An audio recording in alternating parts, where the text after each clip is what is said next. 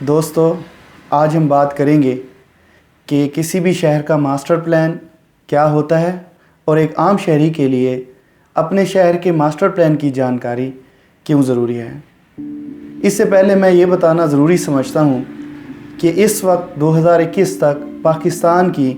تقریباً 50% آبادی شہروں میں بسی ہوئی ہے۔ اب شہروں میں اس کثیر آبادی اور بڑھتی ہوئی آبادی کی وجہ سے کچھ پیچیدہ مسائل جنم لے رہے ہیں۔ مثال کے طور پہ بعض شہروں میں ہلکی سی بارش آنے کے بعد شہری زندگی کا نظام درہم برہم ہو جاتا ہے۔ پاکستان کے بعض بڑے شہروں میں ہم دیکھتے ہیں کہ ٹریفک کے بے پناہ دھوئیں کی وجہ سے سانس لینا دشوار ہے، اور پاکستان کے بعض شہر ایسے بھی ہیں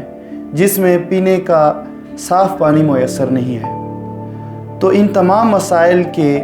حل کے لیے دنیا بھر کے تمام اچھے شہروں کی طرح پاکستان کے بھی تمام شہروں کے لیے ماسٹر پلانز کا ہونا بہت ضروری ہے، اور ہماری یہ خوش قسمتی ہے کہ 70 سالوں کے مختلف تجربات کے بعد اس وقت پاکستان کی تمام حکومتیں، خواہ وہ صوبائی حکومتیں ہوں یا وفاقی حکومت ہو، تمام شہروں کے ماسٹر پلانز کے بارے میں بات کر رہے ہیں۔ دوستو، ماسٹر پلان کو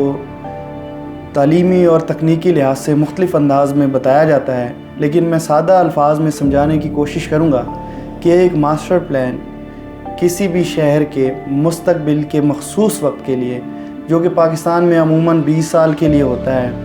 ایسا منصوبہ ہوتا ہے جو کہ ایک نقشے پر مشتمل ہوتا ہے اور اس نقشے کی سپورٹ میں ایک کتاب پر مشتمل ہوتا ہے۔ ماسٹر پلان کا جو نقشہ ہوتا ہے اس میں شہر کی حدود کا تعین کیا جاتا ہے، اور اس حدود کے اندر مختلف لینڈ یوزز یعنی زمینی استعمالات کا بتایا جاتا ہے کہ موجودہ کون سے ہیں اور مستقبل میں اس مخصوص وقت میں کون سے ہوں گے۔ مثال کے طور پہ یہ بتایا جاتا ہے کہ مستقبل میں شہر کی رہائشی اسکیمیں کہاں پہ قائم ہو سکتی ہیں، کہاں پہ نہیں ہو سکتی۔ اسی طرح ماسٹر پلان کے نقشے میں یہ بھی بتایا جاتا ہے کہ آپ کے شہر کی مستقبل میں صنعتیں کہاں ہوں گی، کاروباری مراکز کہاں ہوں گے، تفریحی مقامات کہاں ہوں گے، اور اس طرح کے دیگر جو سرکاری ادارے ہیں وہ کہاں پر قائم کیے جائیں گے۔ ماسٹر پلان کی جو کتاب ہے وہ اس نقشے کو سپورٹ کرتی ہے، اس نقشے کو اس شہر کے اندر عملداری کے لیے ماسٹر پلان کی کتاب قوانین مہیا کرتی ہے۔ ماسٹر پلان کی کتاب میں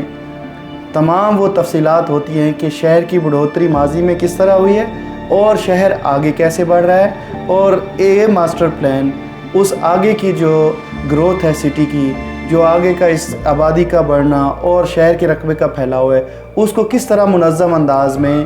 کنٹرول کرے گا۔ اسی طرح ماسٹر پلان کی اس کتاب کے اندر شہر میں مختلف جو حکومتی نظام ہے اس کا ڈھانچہ ہوتا ہے، شہر کے مختلف منصوبے ہوتے ہیں کہ اگلے 20 سالوں میں شہر میں کیا کیا بنے گا، سڑکیں کس طرح کھلی ہوں گی، کون سی نئی سڑکیں بنائی جائیں گی، کس طرح سے مختلف پروجیکٹس کے پیسے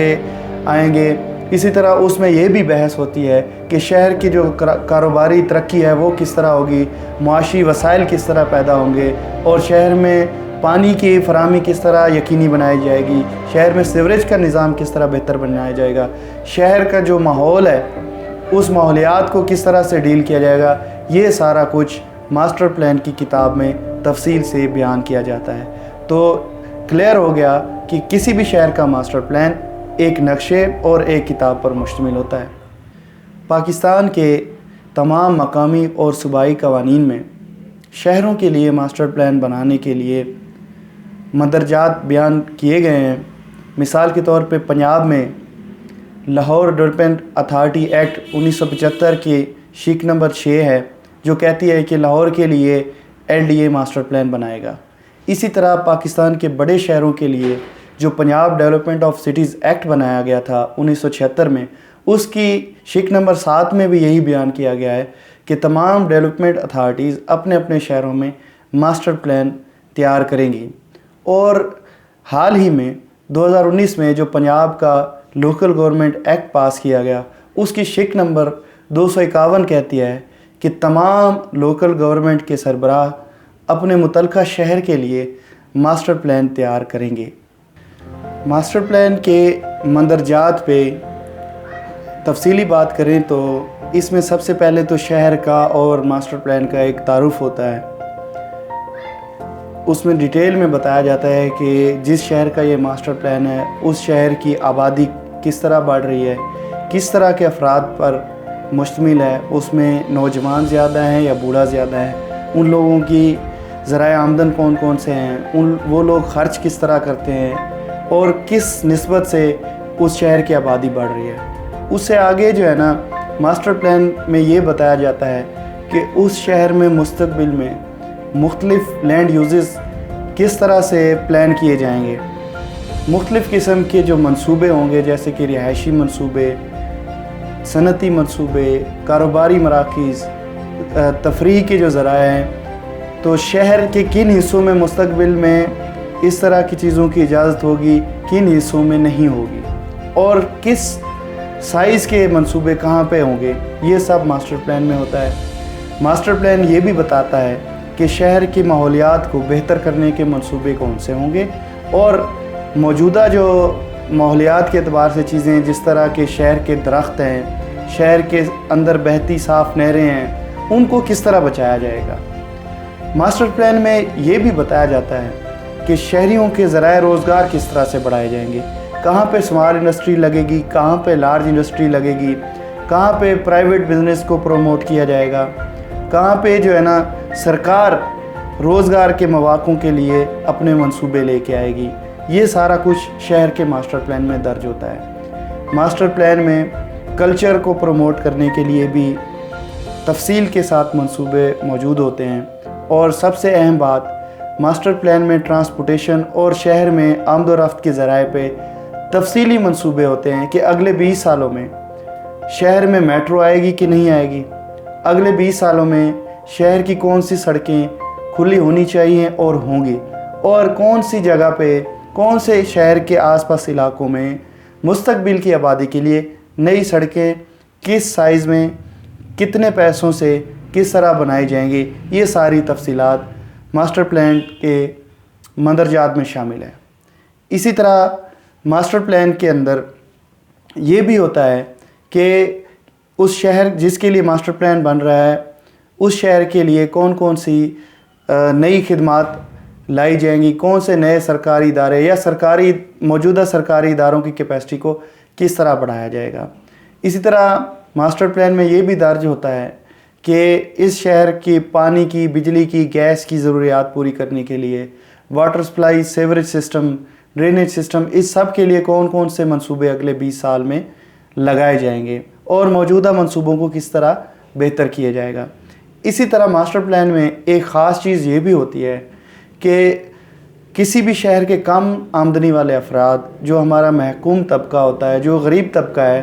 ان کی رہائشی ضروریات شہر میں رہتے ہوئے پوری کرنے کے لیے کون کون سے منصوبے لگائے جائیں گے۔ اسی طرح کم آمدنی والا جو ہمارا طبقہ ہے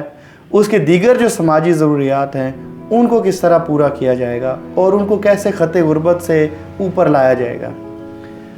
ماسٹر پلان میں یہ بھی تفصیل سے بیان ہوتا ہے کہ پورے شہر کی باؤنڈری کے اندر